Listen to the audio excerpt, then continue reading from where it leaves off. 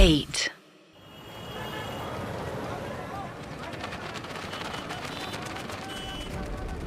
शहर इंदौर।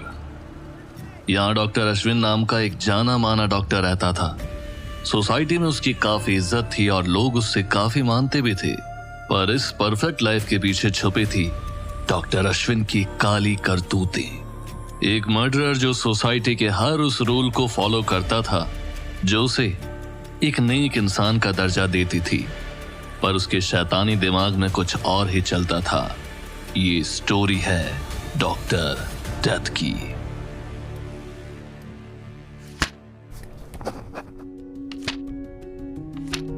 बीस साल की सोनाली एक शांत लड़की थी जिसकी मासूमियत अभी भी बरकरार थी। वो पढ़ने में भी आगे थी। सोनाली ने फिलहाल में ही अपने बैचलर्स इन एजुकेशन की फाइनल एग्जाम दी थी। उसने आगे की पढ़ाई का भी प्लान बना लिया था। वो खुद के पैरों पर खड़ा होना चाहती थी। वो दुनिया को देखना और समझना चाहती थी। पर एग्जाम के कुछ ही दिन बाद उसके पापा ने अपने कमरे में कुछ जरूरी बात करने के लिए बुला लिया। आखिर पापा ने क्या बात करने के लिए मुझे बुलाया होगा? वो ऐसे तो कभी बात करते नहीं हैं। फिर आज ऐसे क्या हो गया कि उन्होंने मुझे अपने कमरे में बुलाया है? पापा, आपने मुझे बुलाया था? सोनाली थोड़ा हड़बड़ाते हुए अपने पापा से पूछती है। हाँ बेटा, तुमसे थोड़ी जरूरी बात करनी थी। आज ही शुक्ला अंकल मिलने आए थे, तुम्हारे बारे में पूछ रहे थे। आजकल क्या कर रही है, पढ़ाई पूरी हुई या नहीं।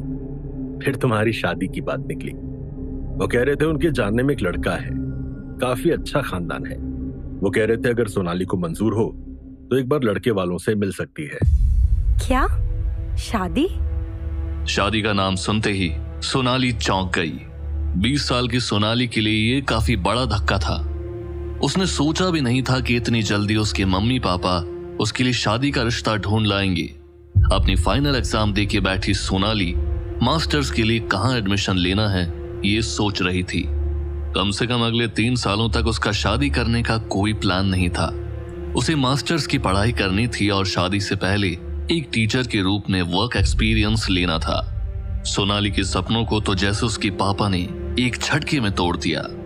लेकिन पापा, अभी तो मैं बस 20 साल की हूँ। अभी से मेरी शादी के बारे में क्यों सोच रहे हैं? सोनाली का इस तरह जवाब देना उसके पापा को कतई पसंद नहीं आया। वो थोड़ा गुस्से में भी आ गए थे। सोनाली की बहन की शादी भी उसके पापा ने महज 22 साल की उम्र में करा दी थी। मुझे इस विषय पर कुछ नहीं सुनना है। तुम कल उस लड़के से मिलोगी। पर क्यों पापा? आप शादी की इतनी जल्दी क्यों कर रहे हो? देखो सोनाली, मैंने अपना फैसला कर लिया है। पर पापा, मुझे आगे भी पढ़ना है। मैं भी तुम्हारी भलाई ही चाहता हूँ। लड़का अच्छे खानदान से है, डॉक्टर है। ऐसा रिश्ता बार बार नहीं मिलता। सोनाली का पापा के साथ बहस करना कुछ काम नहीं आया। अगले दिन सुबह सुबह ही डॉक्टर अश्विन शर्मा सोनाली को देखने के लिए उसके घर आ गए।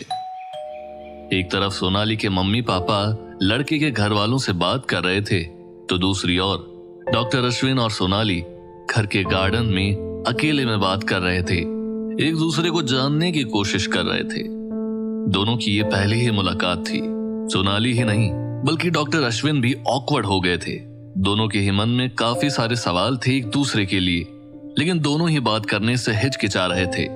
सोनाली को डॉक्टर अश्विन की एक बात जरूर पसंद आई और वो थी उनका टिपिकल डॉक्टर जैसा ना होना। उन्होंने सोनाली के सामने खुद को स्ट्रांग या डोमिनेटिंग प्रेजेंट नहीं किया। डॉक्टर अश्विन काफी नॉर्मल लग रहे थे, एक इंसान जो अपनी रूट से जुड़ा हुआ है। 1 साल पहले ही मुझे आयुर्वेद में डॉक्टर की डिग्री मिली है, पर बिजनेस काफी अच्छी तरह से चल रहा है। आप लोगों का इलाज करने के पवित्र प्रोफेशन को बिजनेस कहते हैं? हाँ, वैसे तो मुझे इसे बिजनेस नहीं कहना चाहिए, पर इसे और क्या कहूँ मुझे नहीं पता। लोग हमेशा बीमार होते रहते हैं और बार बार ट्रीटमेंट लेने के लिए आते रहते हैं। मैं बस उन्हें प्रिस्क्रिप्शन लिख कर देता हूँ और मेडिसिन बेचता हूँ। ये उन्हें खुश रखता है और मुझे अमीर। इसे अब बिजनेस नहीं तो क्या कहेंगे, है ना? सोनाली इस पर कुछ न कहते हुए बस मुस्कुरा दी। फिर डॉक्टर अश्विन ने मेन टॉपिक को हाथ लगाते हुए सोनाली से पूछा, क्या तुम शादी के लिए तैयार हो? मैंने कुछ डिसाइड नहीं किया है। मुझे जल्दी शादी करके सेटल होना है। और मेरे हिसाब से आपकी और मेरी जोड़ी बहुत जमेगी। डॉक्टर अश्विन की ये कहते ही सोनाली उनकी आंखों में देखने लगी। मुझे आगे की पढ़ाई भी करनी है और उसके बाद जॉब। अश्विन ने थोड़ी देर सोचा और कहा, मुझे नहीं लगता आपके काम करने से मुझे कोई प्रॉब्लम होगी, पर मेरी फैमिली जिस तरीके की है उनके लिए ये छोटी छोटी चीजें काफी मैटर करती हैं। अपने प्रोफेशन से काफी ज्यादा कमा लेता हूँ, हम दोनों एक अच्छी और सेटिस्फाइड लाइफ जी पाएंगे। सो तुम अगर बाहर काम करने जाओगी तो हमारी फैमिली के बारे में लोग उल्टा सीधा कहेंगे। अगर तुम्हें काम करना है तो तुम कर सकती हो, मेरे तरफ से कोई प्रॉब्लम नहीं होगी। पर हाँ, मेन इशू है मैं अपनी फैमिली के साथ झगड़ नहीं सकता। ये सब तुम्हें खुद अकेले ही हैंडल करना पड़ेगा।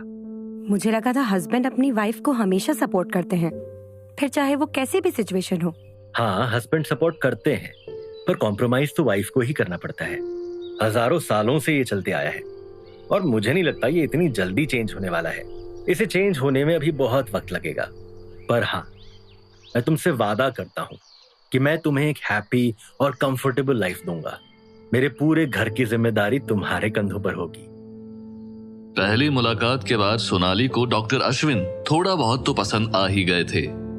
सोनाली को वो एक ऑनेस्ट, ब्रूटली ऑनेस्ट इंसान लगे थे। सोनाली को उनकी पर्सनैलिटी में कोई झूठ महसूस नहीं हुआ। वो जैसा था वैसा उन्होंने सोनाली के सामने खुद को प्रेजेंट किया था। सोनाली के हिसाब से वो एक अच्छे इंसान थे जो अपना प्रॉमिस कभी नहीं तोड़ेंगे। पर सोनाली अभी तक श्योर नहीं थी कि वो शादी के लिए रेडी है या नहीं। वो एक अच्छा पार्टनर तो था, उसमें कोई शक नहीं। सोनाली को पता था कि वो खुद को कितना भी झूठा दिलासा दे दे, लेकिन शादी के बाद औरतों को बाहर काम करने की परमिशन नहीं मिलती। और वही चीज अब उसके साथ होने वाली थी। सोनाली के मन में विचारों का एक बवंडर तैयार हो गया था। उसे समझ नहीं आ रहा था कि टीचर बनकर बच्चों को पढ़ाने का जो उसका सपना है उसे चुने या फिर डॉक्टर अश्विन के साथ शादी कर ले जो उसे एक अच्छा और बेहतर फ्यूचर दे सकते हैं। साथ ही सोनाली ये भी नहीं चाहती थी कि उसके काम करने को लेके दोनों घरों में कोई कलह हो जाए। आखिर में काफी सोच विचार के बाद वो इस नतीजे पर पहुंची कि वो इस शादी के लिए तैयार है। पापा को भी उसने अपने डिसीजन के बारे में बता दिया। अश्विन का कहना था कि सोनाली को कम से कम 21 का होने दिया जाए, उसके बाद शादी करते हैं। और फिर पहली मुलाकात के 6 महीने बाद साल 1988 की शुरुआत में डॉक्टर अश्विन और सोनाली ने शादी कर ली। मिसेस शर्मा, पानी लीजिए। सोनाली ने अपने थरथराते हाथों से इंस्पेक्टर प्रिया से पानी का गिलास लिया। अश्विन को अरेस्ट किए हुए लगभग आधा घंटा हो चुका था। सोनाली के साथ अभी 2 फीमेल कांस्टेबल्स उसी डाइनिंग रूम में मौजूद थे। आस पड़ोस में अश्विन की गिरफ्तारी के बारे में भी पता चल गया था और अश्विन के घर के बाहर लोगों की भीड़ उमड़ पड़ी थी। पुलिस ने उन्हें भगाने की काफी कोशिश की, पर फिर थोड़ी देर में भीड़ जुट जाती थी। इंस्पेक्टर प्रिया को समझ आया कि भीड़ को समझाने का कोई मतलब नहीं है और उन्होंने सब इंस्पेक्टर भोंसले को भीड़ को इग्नोर करके डॉक्टर अश्विन के घर का दरवाजा अंदर से बंद करने का ऑर्डर दिया। दरवाजा बंद करने के बाद सब इंस्पेक्टर भोंसले और उनकी टीम केस से संबंधित सबूत इकट्ठा करने के लिए अश्विन के घर की तलाशी लेने लगे। भोंसले और उनके साथी घर का कोना कोना छान मार रहे थे। छोटी से छोटी चीज को भी काफी ध्यान से जांचा परखा जा रहा था। सोनाली पुलिस को इस तरह से घर की तलाशी लेते देख टूटने लगी थी। ये किसी बुरी सपने से कम नहीं था। जिस घर को उन्होंने बड़े प्यार से सजाया था, आज उसी घर को पुलिस सबूत इकट्ठा करने के लिए तहस नहस कर रही थी। सोनाली से ये सब कुछ देखा नहीं जा रहा था। इंस्पेक्टर प्रिया सोनाली के मन में जो तूफान चल रहा था उसे भांप चुकी थी। सोनाली के कंधे पर हाथ रखते हुए उन्होंने कहा, मिसेस शर्मा, मुझे पता है आपके लिए काफी कठिन समय है, खुद को संभालिए। घर की तलाशी लेती पुलिस को देखकर सोनाली कहती है, आखिर मेरे घर में ये सब चल क्या रहा है? मैं आपको सब एक्सप्लेन करती हूँ मिसेस शर्मा, पर पहले आपको मेरी बातों पे ध्यान देना होगा। आपने अश्विन को डेथ बुलाया, डॉक्टर डेथ। प्लीज एक्सप्लेन, आपने ऐसा क्यों कहा? मैं आपको सब एक्सप्लेन करती हूँ मिसेस शर्मा। मैं आपको जरूर एक्सप्लेन करूंगी, पर पहले आपको मेरी बातों पे ध्यान देना होगा। मेरे पास आपके लिए कुछ सवाल हैं। सोनाली ने जैसे तैसे करके खुद को शांत करने की कोशिश की, लेकिन अंदर ही अंदर उसके मन में भूचाल आ रहा था। लेकिन फिर भी वो खुद को संभालने की कोशिश कर रही थी। इस पल में उसे स्ट्रांग रहने की काफी जरूरत थी। जो कुछ भी अश्विन के साथ हो रहा था उसे फेस करने की जरूरत थी। सोनाली ने इंस्पेक्टर प्रिया की तरफ देखते हुए कहा, मैं किस तरह आपकी मदद कर सकती हूँ? क्या आपके हस्बैंड के पास कोई लॉयर है? अगर है तो आपको तुरंत उनसे कांटेक्ट करना होगा। और हाँ, उन्हें पुलिस स्टेशन आने के लिए कह दीजिए। जब चार्जेस फाइल हो जाएंगे तब शायद जज डॉक्टर अश्विन को बेल पर रिहा कर सकते हैं। सोनाली लॉयर का नंबर ढूंढने लगी। सोनाली की हालत काफी खराब हो गई थी। वो बस रोए जा रही थी और उसी हालत में वो फोन बुक में लॉयर का नंबर ढूंढ रही थी। और आखिर 10 मिनट की मशक्कत के बाद उसे फोन बुक में लॉयर का नंबर मिल ही गया। हेलो, लॉयर वर्मा जी से मेरी बात हो रही है? मैं मिसेस शर्मा बोल रही हूँ। अश्विन को पुलिस ने गिरफ्तार कर लिया है। प्लीज आप जल्दी से पुलिस स्टेशन पहुंचिए। हाँ, प्लीज जल्दी जाइए। सोनाली ने जैसे तैसे लॉयर से बात कर ली और इंस्पेक्टर प्रिया के सामने आकर बैठ गई। मिसेस शर्मा, मैं चाहती हूँ कि आप थोड़ा गहराई से सोचें और बताएं कि डॉक्टर अश्विन के काम के बारे में आपको एग्जैक्टली क्या पता है। इस सवाल से सोनाली सोच में पड़ गई। आप कहना क्या चाहती हैं? वो एक डॉक्टर हैं, है ना? और उनकी खुद की एक गैस एजेंसी है। गैस एजेंसी होना या दो बिजनेस करना कोई अपराध तो नहीं है ना?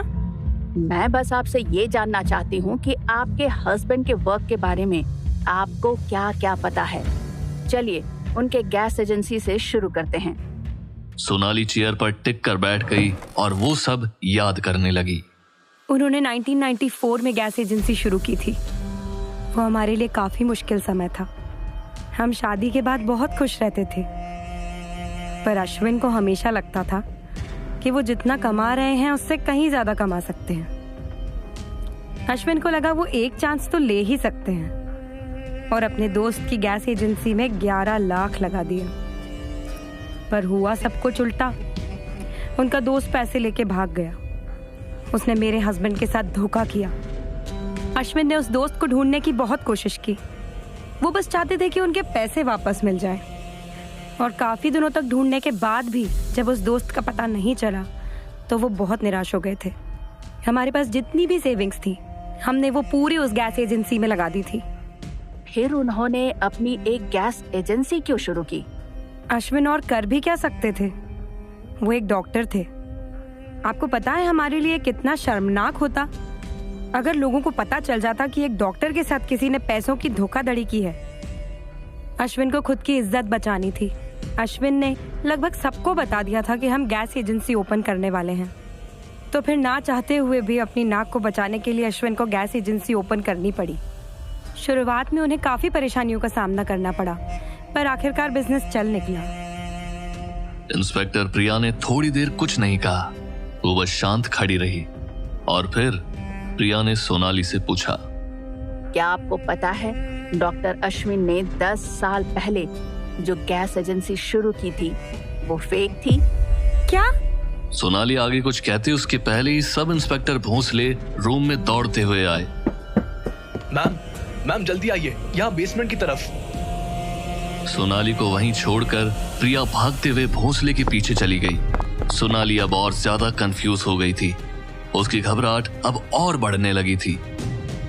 5 मिनट बाद भोंसले अपने बाकी ऑफिसर्स के साथ बेसमेंट से बाहर आए। भोंसले और उनके साथियों के हाथों में एविडेंस बैग थे जिसमें बुक्स और कुछ सिल्वर इंस्ट्रूमेंट्स थे। तो दूसरी ओर इंस्पेक्टर प्रिया सबसे आखिर में बेसमेंट से बाहर निकली। उनके हाथ में सिंगल एविडेंस बैग थी जिसमें कुछ रेड और व्हाइट कलर का दिख रहा था। मिसेस शर्मा, सिचुएशन थोड़ी कॉम्प्लिकेटेड हो गई है। आपको हमारे साथ पुलिस स्टेशन चलना होगा। हम वहाँ जाकर बात करते हैं। पर ऑफिसर, आखिर हुआ क्या है? आपको बेसमेंट से क्या मिला? इंस्पेक्टर प्रिया को अब सोनाली पर दया आने लगी थी। वो सोच में पड़ गई थी कि क्या सच में सोनाली को अपने हस्बैंड के क्राइम्स के बारे में कुछ नहीं पता, या बस वो अनजान होने का नाटक कर रही है। प्रिया ने सोनाली के सामने वो एविडेंस बैग रखा और जैसे ही सोनाली ने उस बैग को देखा वो बेहोश हो गई।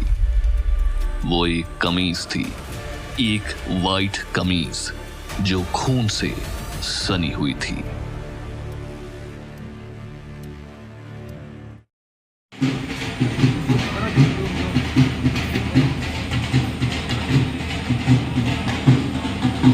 कोई लिवाए गए रे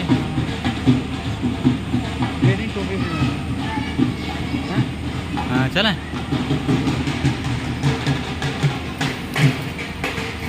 अरे मोरी मिल गया।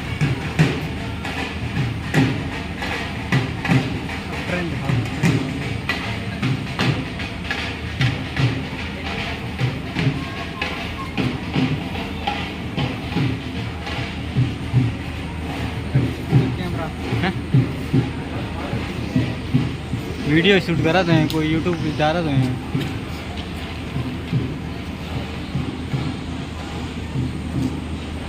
सारा तो आ जाए।